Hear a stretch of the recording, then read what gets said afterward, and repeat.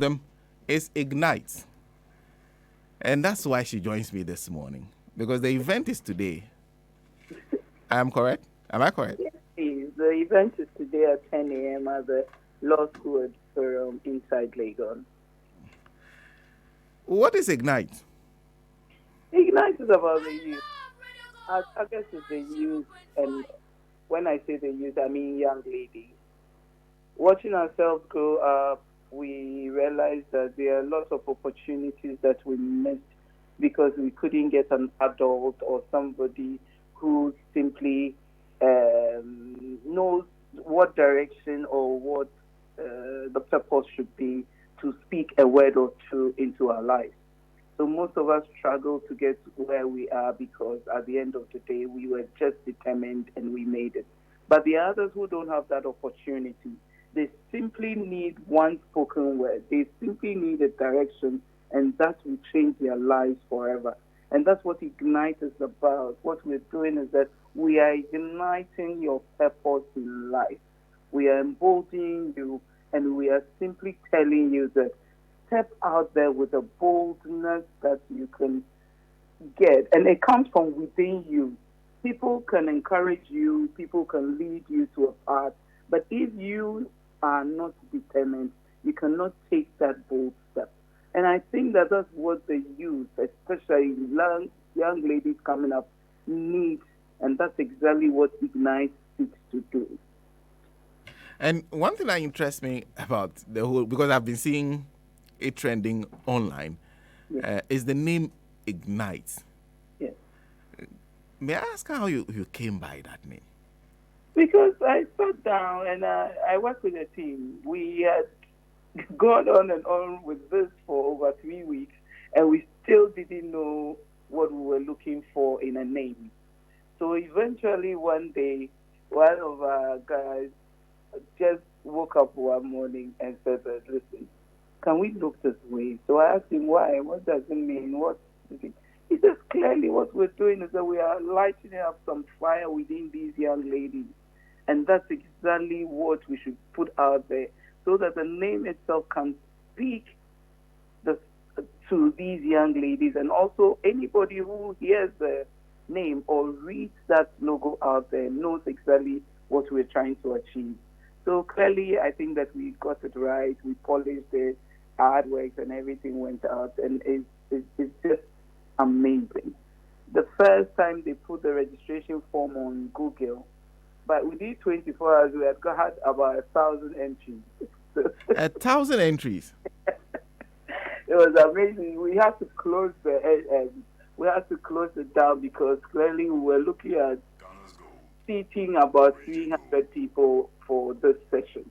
But then we just had overdone ourselves, and then we had to go back and plan again. So we had to shut the registration form on Google down because we simply could not handle the numbers that came in. So clearly it means that there's something that people simply know that we can do for them so far as their lives are concerned. So the original plan was to do it with 300 participants. Yes, because the auditorium had 300 seating spaces.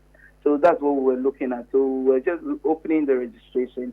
When we get to that number, we just close it. Then we opened it within 24 hours. We were just overwhelmed. Wow. Every now and then, you keep getting phone calls and everything. I tried to register. I couldn't register. I tried to do this. So it's something that, indeed, we have been overwhelmed. Wow. So you had 1,000 entries. You have a 300-seater capacity auditorium. What did you do? So virtually what we have done is that those who are coming from outside Accra and those who are coming from very far away, we have tried to tell them to join us virtually. So we are going virtual at exactly 10 a.m. also. So a lot of them can join us on YouTube, can join us on our Facebook handle, can join us on there's a Zoom one they are also putting together by 10 a.m. That one also will be out. So a lot more can join virtually so that at least those who are within Accra and closer to the venue are the ones who will come and join us. Because I was planning perhaps to try an Ifiesri ball. KSM change my time and join. Now it looks like there won't be space that I can hide in. But that's fantastic. What message does that send to? What does that tell you? Because you were thinking that it would take you maybe a week to get the numbers you needed. Then you're getting this interest. What does that say to you? Clearly, I don't take it for granted. I simply think that is the right step that I have taken, and I am happy that at the end of the day, I woke up. It's a bold decision to get up one day and decide to do something like that for the youth. And I have never regretted. There's no day trying to organize this that I have thrown my hands up in despair and asked myself why I'm doing this. But I just simply know that something is pushing me. There's a fire burning within me that is just telling me that go out there, do this because the youth need it. And it's been amazing. People are calling, they just want to be volunteers, they just want to come and help, and it's been overwhelming. So I simply think that if we decide to do this and do it well, we would not have a difficulty doing it because there are many people who simply think that it's about time that we had a program, sessions, forums like this, that the youth can get involved and be able to find themselves. Before I come to the gender bias, which I think you even exhibit with those of us who are here, with Nancy, I don't know how Eric gets you, but before I come to that, for those who are interested in knowing what will happen, so first Ignite session, what should they be anticipating would happen today? Let me tell you about this Ignite dream. So last year on International Women's Day, I had the opportunity of hosting a program called the Women's World. So I was a guest host. Then we brought these young ladies, dynamic young ladies from tertiary institutions. Some are SRC presidents, vice presidents, some are secretaries in their various institutions. So in that conversation, we decided that it's important that we get a gathering like that because all the issues that they brought up about some of the gender biases, about some of their own friends going against them when they decided to vie for such offices and how they have a difficulty, even sometimes the subject, some of them are like science students, some of them are student nurses and all, and some of the issues that comes up, immediately they put themselves out there to go through that vying for position or even selecting a certain course. So we decided that it's important to come together with them. So what we started was that we got a book on leadership that we decided, okay, we're going to put ourselves on a platform, read a book, one book every month. And what we did was that we read a chapter a day. At 7 p.m., we all meet virtually on that platform, and we discuss what the salient points and all the good points that you can take away from that chapter. So eventually, within a month and a half, the numbers had moved from 5 to 30 young ladies. So we decided that, okay, once a month on a Sunday, a last Sunday of every month, we will sit down together, go over the chapters that we have read in the particular book, and then decide on which areas that we can work with as women. So that's how the whole thing came up. So every month on the last Sunday, we meet the group in my house and go through the chapters that we are doing for the whole of the month, and then decide on our next book. So far, we've just finished our second book, and it's been amazing. So in one of those sessions, that's when we came by this grouping and doing a bigger version of what we do monthly and daily on our virtual platform. So we decided, okay, so what is the topic that most young ladies would like to discuss or be trained on? And then we deliberated on through it. Then most of them spoke about their difficulty, right, when it comes to speaking in public. And some of them think that how do you do it and how do you get it done? I can't even speak when there are 5 people gathered, and sometimes I'm shy, I'm this, I don't even know how to hold the microphone and all.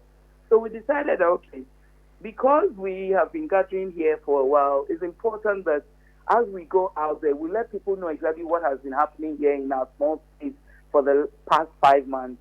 So we decided, okay, we're going to launch it. And then the first topic that we're going to deal with is public speaking.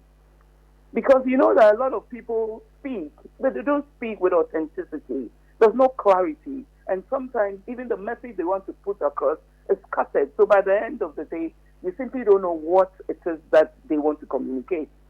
And I think that I got their point, and I spoke to my friend Joyce Power. Nanaba has been a friend since we both worked at Radio Gold. Ike Tano is my public speaking lecturer in my graduate school. So I thought that, okay, it would be bad to bring these people together, and especially Joyce, because Joyce is one who is always going on these media networks. She's on TV, she's on radio. How does she do it? How does she wake up in the morning, put her thoughts together, put her points together, make sure that what she's communicating, she's giving out the right figures, she's saying facts, and not just guessing or just speaking off her head with little or no information at all.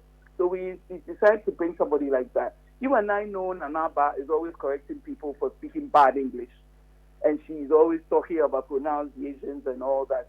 So it's important for them as they start to get out of their tertiary institutions and get into public, to be also prepared so far as language is concerned. I Tano clearly is a public speaker. He has dealt with a lot of audiences, and he knows what to do and what not to do. So I think that combination to start with just was amazing, and I think that I trust them that by the end of the day, as these young ladies walk out of that auditorium, they will go with something that maybe I didn't have when I was growing up, and that is my joy.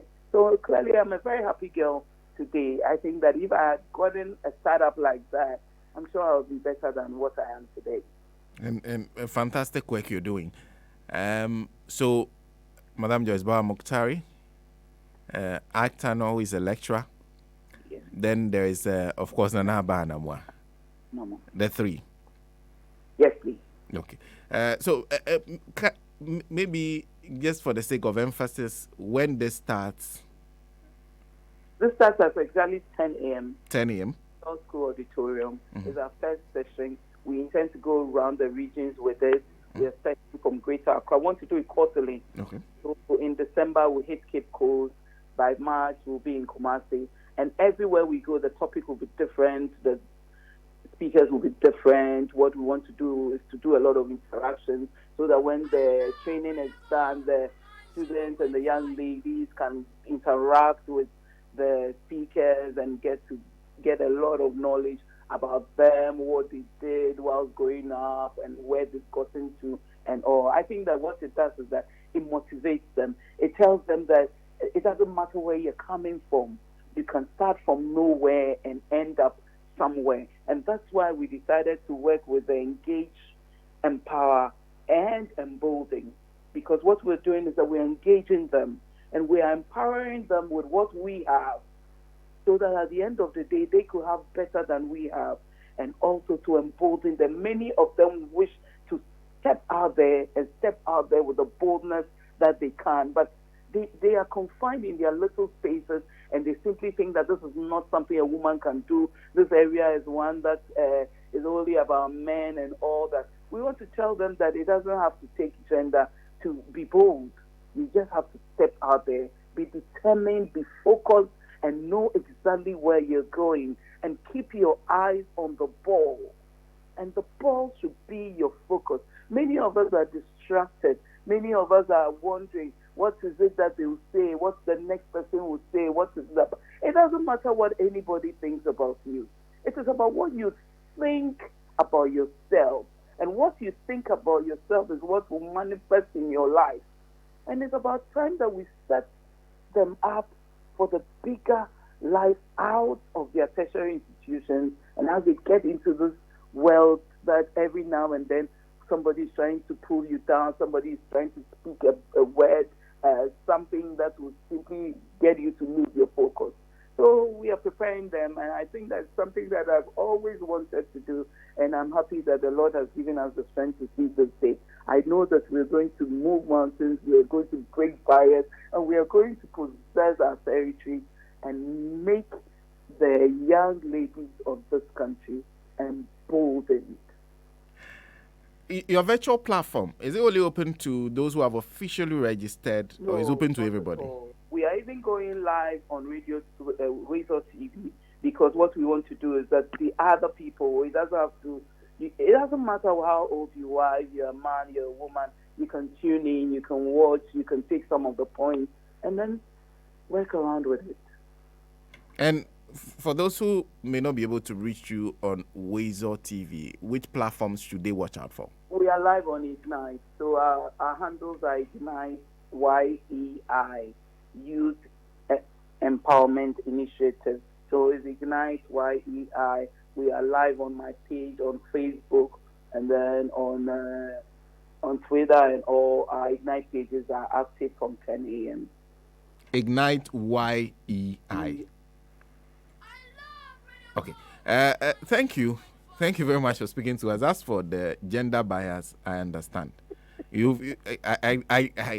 I noticed how you subtly explained yourself in your answer to the other question, even though I hadn't asked you about the gender balance. So, the gender bias.